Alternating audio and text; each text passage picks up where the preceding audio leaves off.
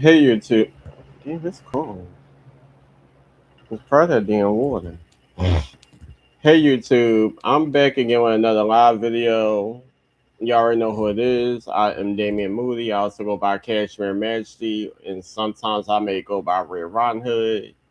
But I'm back again with another live video where I do a Kashmere read sessions. You already know from my intro, I read a book picked from out of my large collection of books.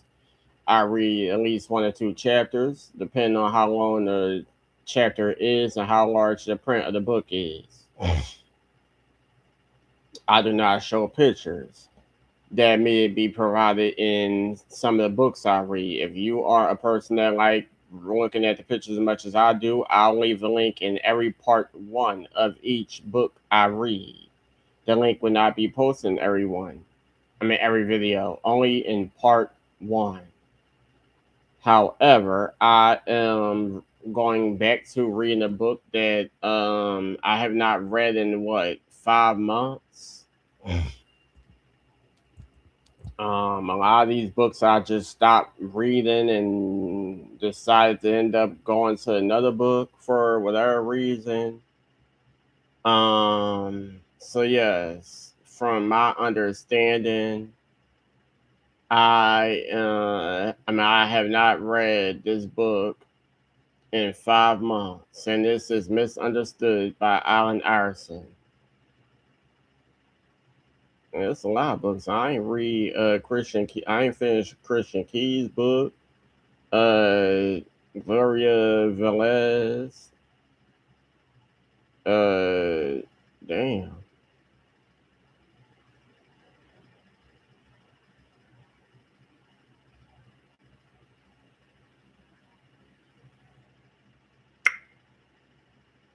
Yeah,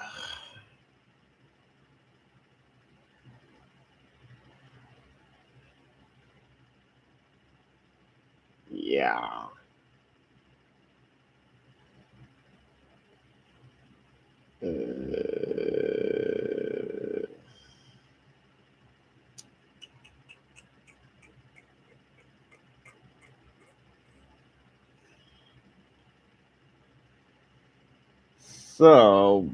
Uh, I was just checking. I'm just checking. I'm just checking. Please bear with me. Please bear the hell with me on this channel here.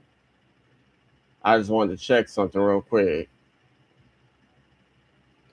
Anyway, so this is Misunderstood, a memoir by Alan Iverson.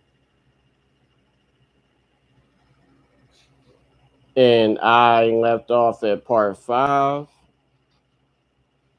I believe. Hold on.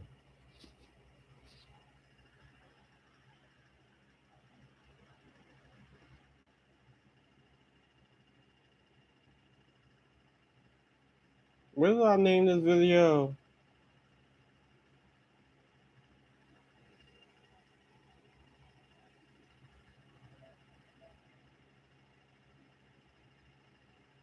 Did I name this part 5 Continue? I didn't mean to do that. It was supposed to be a Prodigy book that I left off on. Alright, I changed the title.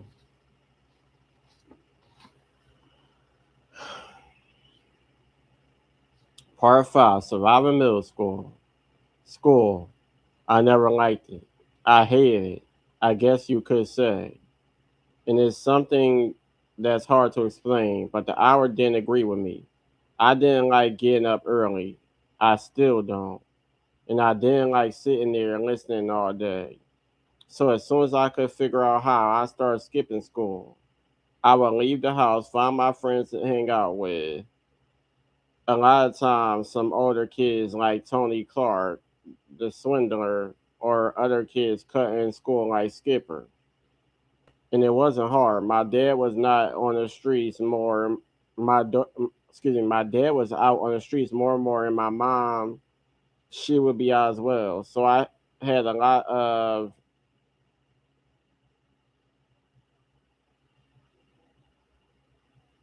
I had a lot of autonomy. All right, I think I said it right. Autonomy. I guess you could say, y'all know I be messing up on words. So I be trying to make sure I'm saying something right. And plus, I be reading fast sometimes. I guess you could say my mom would come home not always sure from where, and she'd find out I missed a day or two or more. She would whoop my ass, but when she would be done, hold on, damn, my eye is irritating me. Let me read that again. My mom would come home not always sure from where, and she find out I missed a day or two or more. She would whoop my ass, and then she would be gone, and I would take off again. I would just tell her I was staying with my friends, something like that. While my body didn't feel right in the morning hours, when night came, I felt alive. I was just like my mom in that way. We would stay up late together, and as I got older, I would hang out until the late hours with my friends, just talking, chilling.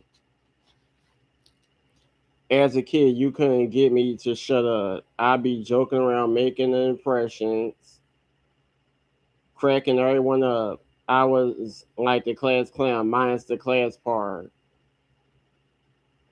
It would be late as hell in the streets as often as not. That was a pattern that never left me from when I was young enough to slip out my sister's Brandy's window in Stewart Gardens to wandering the dorms late at night in Georgetown to chilling at the TGI Fridays on City Line Avenue in Philly. That's crazy he mentioned that in his book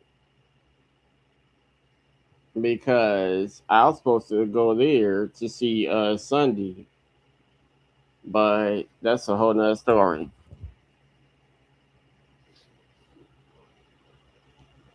When I did go to school, I got along with everyone. The teachers liked me. I wasn't a troublemaker, a bad kid, nothing like that. It was more about me just making it to school. By seventh or eighth grade, my teachers and everyone knew about me. They knew I was a football star. Remember what I said about the crowds for our Raiders football games? The teachers all knew, the kids knew, and everyone always liked me, which made the teachers pay more attention and become more of a pain in the ass to me. It got to the point one year that the principal came to me. He said, "Son, you got to start coming to school. If you come 10 straight days, I will take you shopping." He knew I didn't have much, and it worked. The next 10 days I was in school, and sure enough, he lived up to his end of the bargain. He took me out and got me some clothes. The next day, what do you think I did? I didn't show up. He was mad as hell. Who wouldn't be? That doesn't feel good to be played like that. It was tough at home too. My dad was in and out. He had his own spot in Glen Gardens by then. My mom was hanging out with this other dude. They had gotten into a fight and he hit her with a broom, injuring her pretty bad. My dad heard about it and came to the house. He found the dude in the bathroom. So then the man ran out of the bathroom and down the steps to get away. Before chasing him, Daddy busts into my room looking for something. He was looking for my baseball bat, but he grabbed my fucking football helmet. I'll never forget it. Daddy, no, not my helmet. I got to back up for a second to explain about that helmet. Mo was cool with a guy who owned a car dealing spot. The guy used to paint our helmets to perfection. A deep spotless black with a silver contrast. He had them looking like the NFL Raiders helmet. I had just got mine done, got a brand new double quarter cage, everything. Man, my favorite goddamn helmet. So that's why I wanted to protect that motherfucker. My dad ignored my plea, grabbed the helmet, and chasing. after the dude got our front door, man, out our front door and into the street.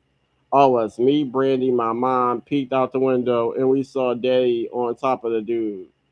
All you could see was my helmet flying up in the air like pieces of it. Shit was flying up in the air.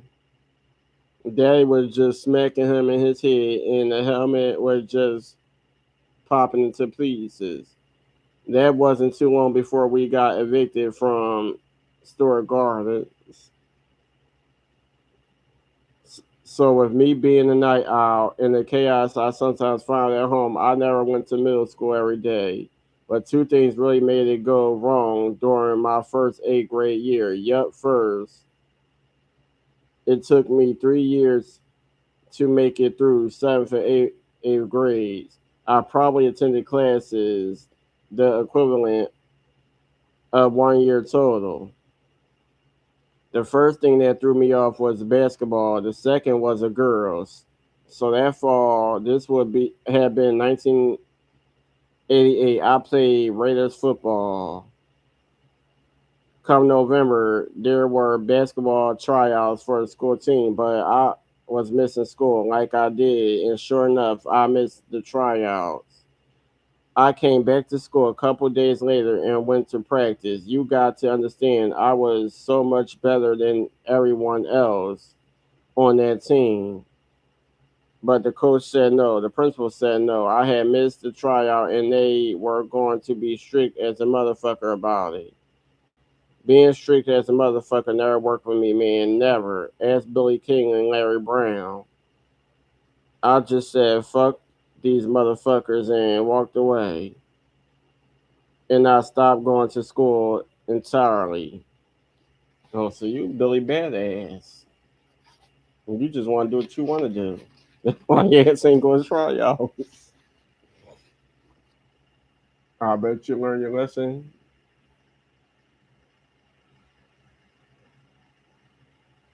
So you want to do what you want to do. You big Billy Badass. Oh, Miss Iverson.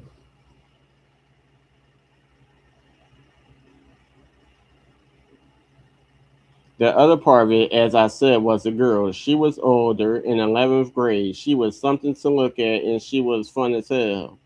But more than anything, she was my first. Man, I just fell in love with her. I was young. All I can do now is laugh. She was in 11th grade, or should have been.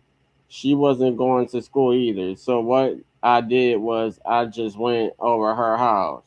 I would go there, lay down with her, and go to sleep. She lived in Stuart Gardens as well. My mother just let me lay up there all damn day, a 14-year-old basically living at her house. Neither of us going to school. My Oh, I meant her mom. Sorry. My mom was out more and more. Brandy would stay with friends or I'll help take care of her. We never had any goddamn money. Like with my shoes, sometimes certain things got bought, which meant our bills didn't get paid. One advantage for me was that our phone was always off, so the school couldn't call. And with my mom out, I could always get the mail before she did. In other words, she had no idea how much school I was missing. Then, because football season was over, I wasn't seeing Mo as much, so he didn't know either, and it was just so easy. But it came to an end real fast. I was over at this girl's house. This was pretty close to the end of my first eighth grade year. I was just chilling and someone started knocking on the door. She got to get it and then walked my mom. I was lying in bed like a grown ass man, just my boxers on. To this day, I had no idea how my mom found out I was there. She came in mad as hell. Why ain't you in school? I was quick as a motherfucker. I was at school. School is over. She looked at me like, boy, I'm still your mama. And then she informed me of the time. It wasn't even 11 o'clock yet. So I said, school got out early today. She said to stay right there. This house, unlike my own, had a working phone. She called the school right then. She got on the line with somebody from the office who I guess told her all the other kids were still in school. My mom grabbed me and just started screaming and swinging. You know what I did? I ran. I ran right on out of that house and away from there. She yelled after me, "Go on ahead and run. You'll be back." She was right. That night I came back home. Everyone was fucking disappointed in me. They came to find out I had missed 69 days of school. That's the number I remember. A couple days later, Mo came over. He was like, "Chuck, what the fuck is this? You missed 69 days?" Evidently, he and my mom had been talking. At this point, it was obvious I was going to have to repeat eighth grade. And he and my mom made a decision together. I was going to go live with Mo in Hampton, and I was going to go do eighth grade over again at Jefferson Davis Middle School. It wasn't like I had a choice in the matter, so I didn't complain. And I was a long way from straightening out, but I didn't know what would have happened if I didn't have that place to go, to get a new address and to try again at a new school. It's hard to keep everything straight through because it was right around then that we had to leave Stewart Gardens. It was also right around then that my dad got locked up on a drug charge. He hadn't actually been living with us for a while anyway. He was, like I said, living over in Glen Gardens at that point.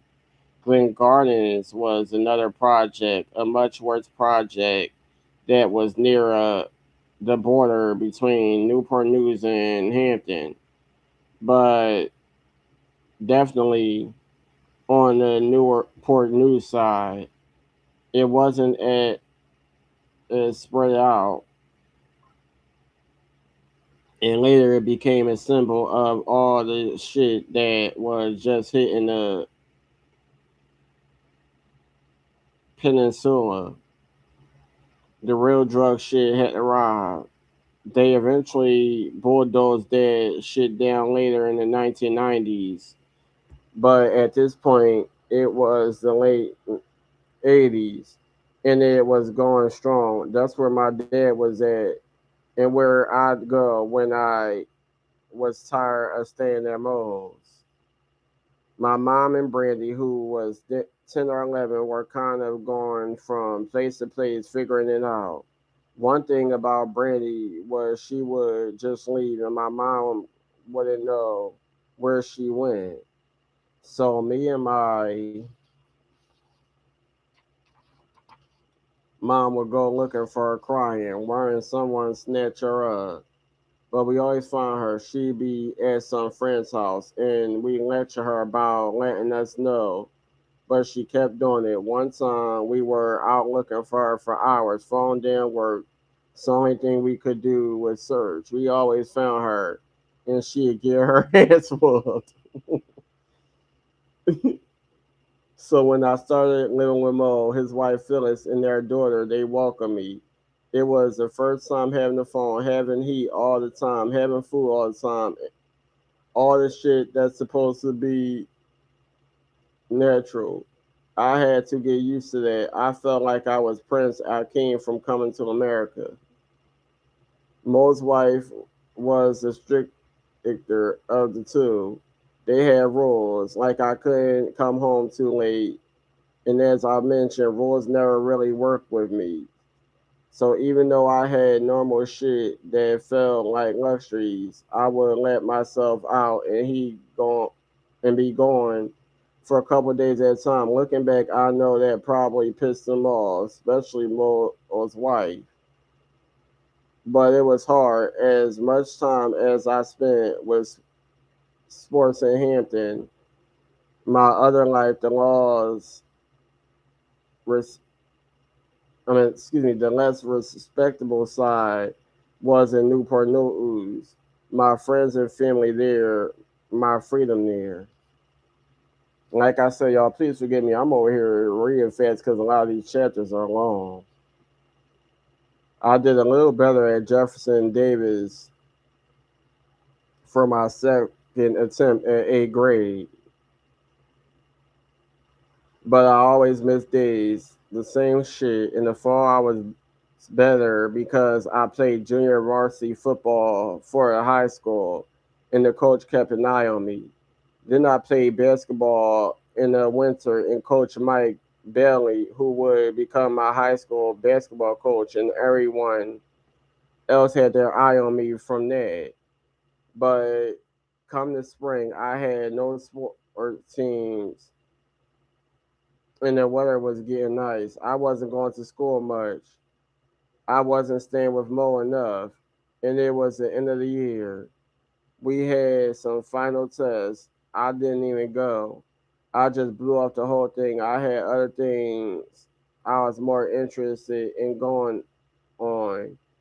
I didn't go to the last day of class, didn't pick up my report card, didn't even know if they passed me. I just kind of shoved it down and ignored it. I thought I might have to do the third or eighth grade year. Well, you Billy Badass.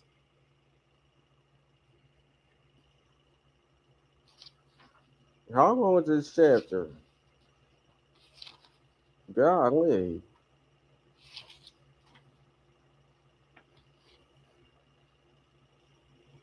It was around that time that I begun to see the drugs and the other side of it, the money, the opportunity. Uh oh. This is probably the hardest part to talk about. Who knows the truth about it? Mo, my mom, the people in Newport News, my Hampton people, a lot of them, my coaches and all that. They don't know about it. But what happened? Well, it was a terrible time period, and then it was over. It started for me in maybe 1989. The beginning is a blur. Basically, crack had come to Newport News and Hampton. All I knew is that it was new. You hear it on the street, and the way people talked about it. Cocaine had been around for a while, but it was expensive. Then it was this thing called crack, cheap as hell and twice as good. I was still terrified of drugs, so the part that resonated for me was the fucking money. There was so much money in it, and growing up without, that's what I wanted. So he started selling drugs. There was this older Newport News dude. He was one of the main guys who helped us get started eventually. He was from the Woodsong Projects, not Storage Gardens. He was one of the first guys I saw with a pimped out car. Okay. He had this lime green Chevy Blazer with the rims and the roof cut. Watching him drive that thing around, it was a big deal. It was like something totally different. He made it. Mo represented something different too. A real job, a real house, a real family.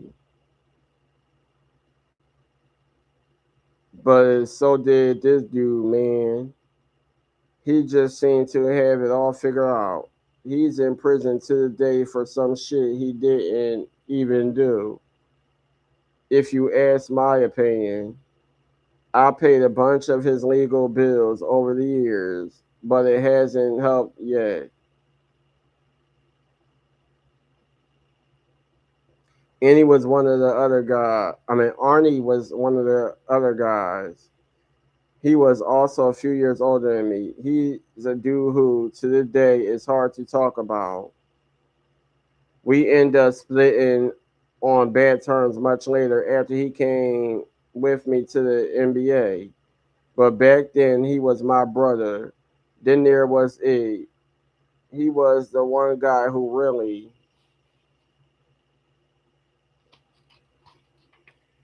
wasn't from the neighborhood, being a Hampton guy, but he was drawn into it too. there were other dudes on top of that. Mike Jackson, Thriller, he never saw any of this. I hid it from all my coaches and dudes I was chilling with in Hampton. It was like two sides of my life. It's also hard to talk about because I never have. I never wanted anyone to know. The epicenter was in Glen Gardens, where my dad was and where I stayed sometimes. He wasn't doing great then when he was out of jail. Glen Gardens was where a lot of Newport News guys would gravitate to hustle. That was just a hot spot for all the activity. I had my own little setup.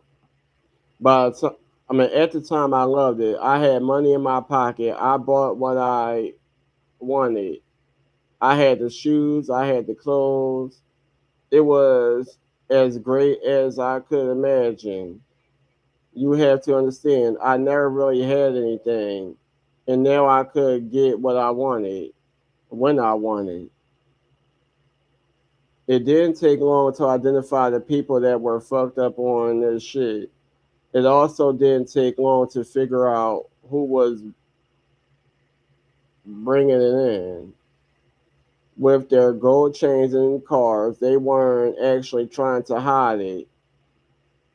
That was what I wanted to be. I was never interested in the drugs themselves. Maybe when it first came, I was too young.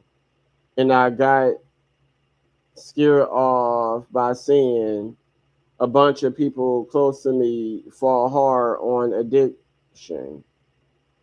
Like, for example, when I was staying at Glen Gardens, I would sometimes stay with my homeboy, and his mom would come in when I was asleep. She would come in and constantly wake me up and be asking me for it because she knew what I was doing out there.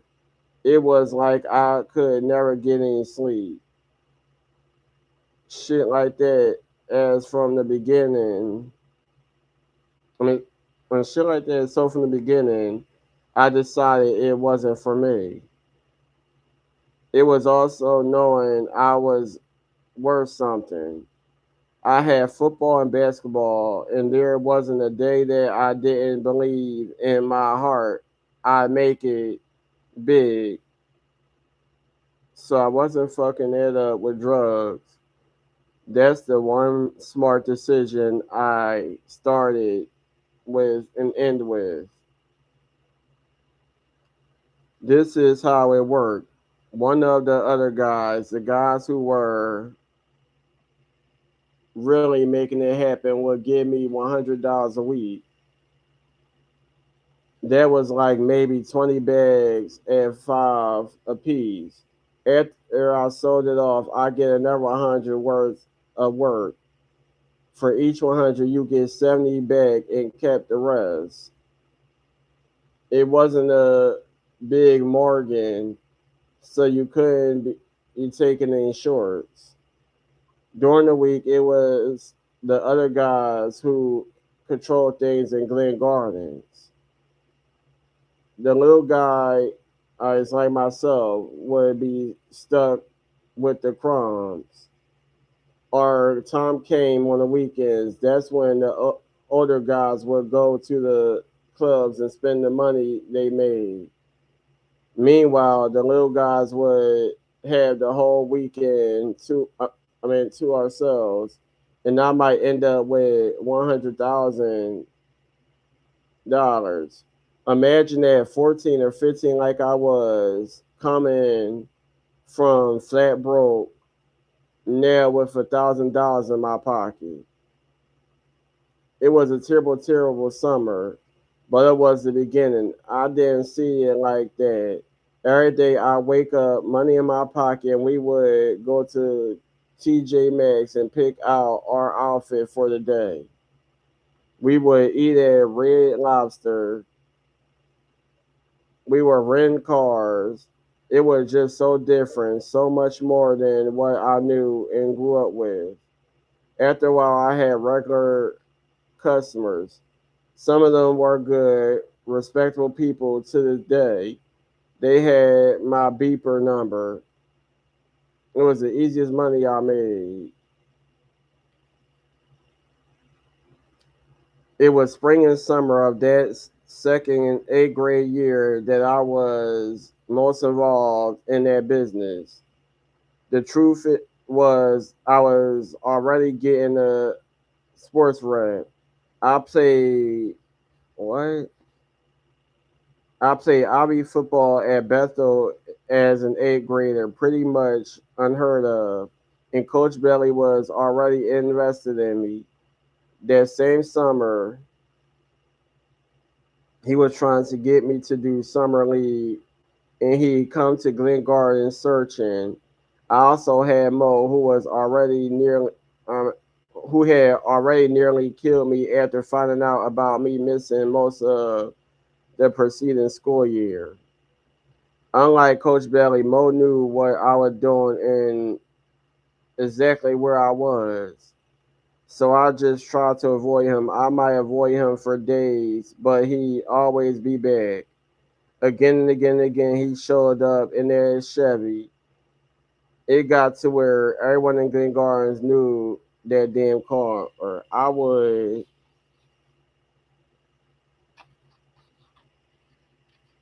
hold on. Am I missing pages?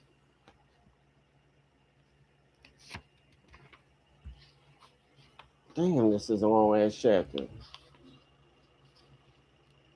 I'll be like, God damn it, Mo is back. And E didn't feel too good about it either. E was a Raider and revered Mo. Every time Mo showed up and saw E, it hurt the both of them, I think. I remember one time I got in Mo's car just because he was irritating everyone on the whole block. My crew came to me a few times. They were like, Mo's got to get out of here, and there ain't but one reason he's here, and that's your ass. I wasn't hearing it from them, and I wasn't hearing it from Mo.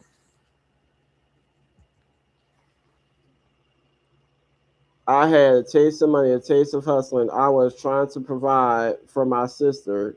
I was taking care of my mom as much as I could. No one was getting me out of there. But they started saying it more and more. So this one time I was like, okay, let me talk to him and get him out of there. As soon as I got in the car, Mo started talking to me about what it was that I was giving up. All the time I had, he asked me what I was up to. He knew, but I talked to him a little bit about it and told him about my customers. I'll never forget that man's face as I told him some of the names.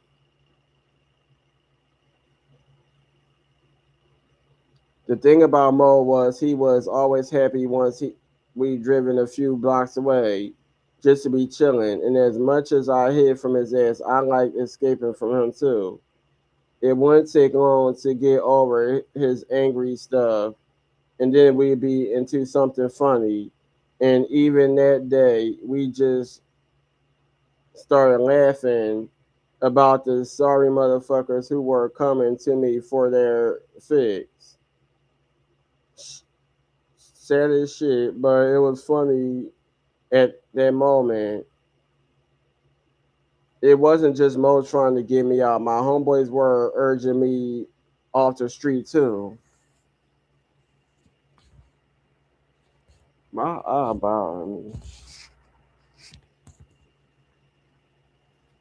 I'm trying to get done with this chapter.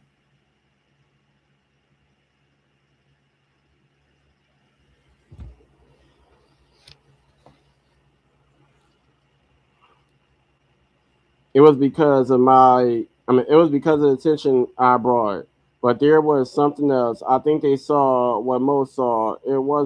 This wasn't my past. I had a different future. In a way, the only person that needed convincing was me. No one else was trying to keep me there, but the shit just got to add it up. One time outside Glen Gardens, a dude drove up and asked me what I had. I showed him in my hand, and motherfucker grabbed my arm, but I would not let go. I wasn't going to be short. So he put his car in drive and dragged me down half the goddamn block. I shook loose, body still intact. The older dudes were just laughing at my ass. Another time I handed my shit to this other dude before he paid me. When I asked for the money, he tried to get in my face and fight me. I ended up beating his ass real bad. The worst was one day when I was in a darkened hallway in a Glen Gardens building. Somebody had smashed the light years ago, or maybe it just stopped working and nobody gave a shit. It was Glen Gardens. After all, it was the middle of summer. There was a constant line of people, a line of cars. The flow of people once a fix was just constant. People wanted what they wanted. This dude came up to me in the hallway. He was twice my age, probably. I was still just a teenager. He asked me for something, so I turned around to get it. I turned because I didn't know any better. Next thing was in the dark hallway, I felt cool metal touching the back of my head. Give me the fucking shit, man. And there it was. I was done, dead. I remember that moment like it was yesterday. I was still a kid and I already fucked it all up. I hadn't even gotten to high school and already it was over. That was my nana go. What was my nana going to think? My mom, Mo. I wasn't even going to make it to motherfucking high school. So I did the only thing I could think to do. I emptied my pockets. I had whatever was left from the stash, and what I was thinking was, how am I going to make this money up? But at the same time, another thought in my head was even louder. I'd rather live another day. So I gave him what he was asking for, never turning around, just waiting to see what he did. And as he grabbed my shit, the cold ring of the guns muzzle pushed harder against my skin. Finally, the pressure eased back. I couldn't believe I was still alive. After a second, I turned to look and I saw the dude's back. He was running. I didn't even think. So as fast as I was, I chased his ass down and I was screaming at everybody that he had robbed me. It was real bad on him after that. An ambulance had to come to take him away. It was a bad summer. Shit, it would have been you. What the hell? My mom found out about it. Of course she did. She came down to Glen Gardens one day. My heart sank as I saw her. I knew what y'all out here doing, she said. And I was like, what am I supposed to do? I don't have shit. I gotta eat and I want shit for school coming up. I'm about to start ninth grade. She goes, and I'll never forget it. Well, I know what you're doing. I know you mess up because I'm not here to watch over you. All I want you to do is make me one promise. And I said, all right, what is it? I want you to stop once the school year starts. Yeah, as soon as the school year starts, I'll stop, I promise. Man, this motherfucker didn't know if he had passed the eighth grade, whether he would even be let in the front door of Bethel High. But I meant it when I agreed to that promise. I knew that had to be it. One day near the end of that summer of 1990, I ran into my sister Brandy. She was staying with one of her friends and she had nothing for school. I had a rental car, no license, but I had me a car.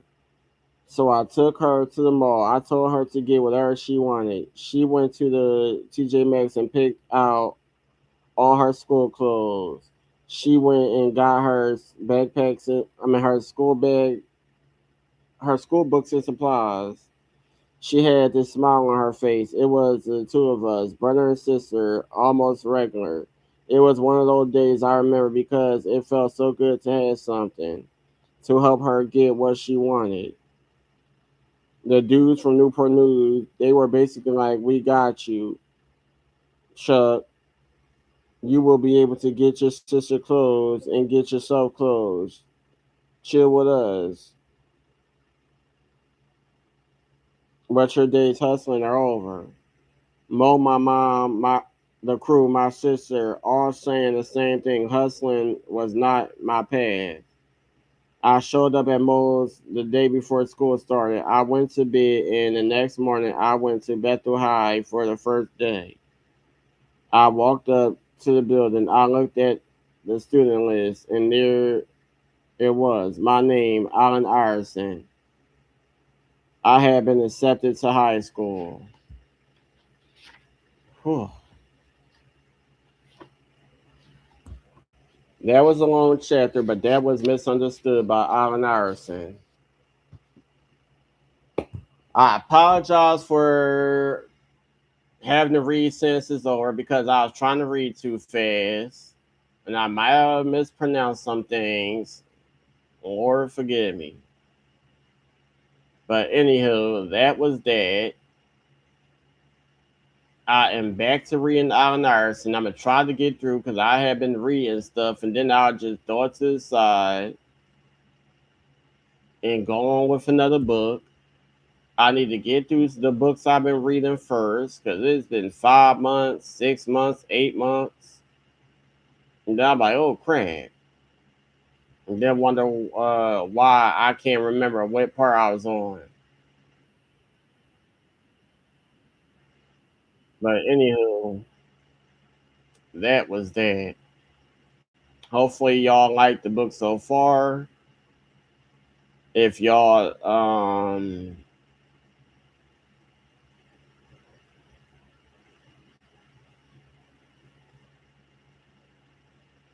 if y'all remember when I was reading it previously. If not, please go back, scroll down through my live streams because I do not go back to the book. I'll start where I left off and keep going. I'm not about to read chapters over. Absolutely not. But like, comment, subscribe, hit that bell to be notified, and I'll get back to you on the next video.